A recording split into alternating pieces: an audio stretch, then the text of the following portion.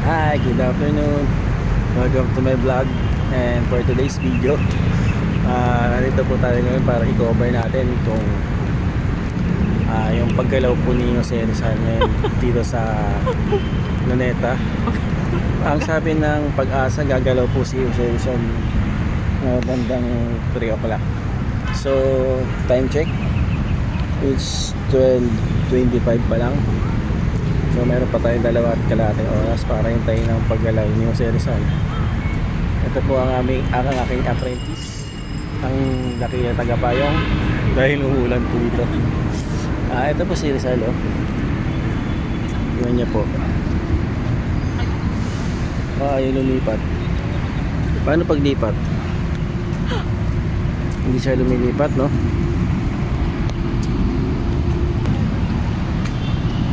So ayaw para lumipat na itong video. So anyway, tuloy ito natin ang ating work. Ayan po si Jose Rizal.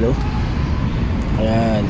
At ayun po yung Mamang Sorbetero sa kantang Mamang Sorbetero, tayo sumayaw, kalimbang mong hawak.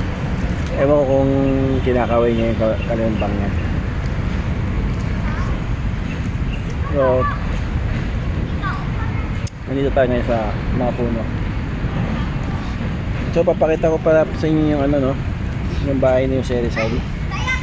Nandito po. Ito po yung bahay ni Jose Rizal.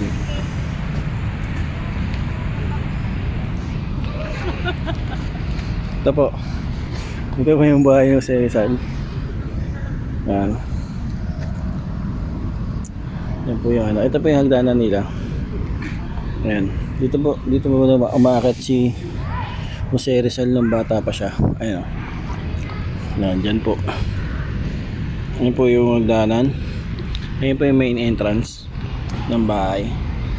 Tapos sarado po yung mga bintana, ayaw po kasi pa istorbo. Tao po. Tao po. So walang tao, nanonood ng Bolt siguro kasi sarado yung bintana eh. For today's video, dito pa rin tayo sa Luneta Park. Ayun man, dami mga turista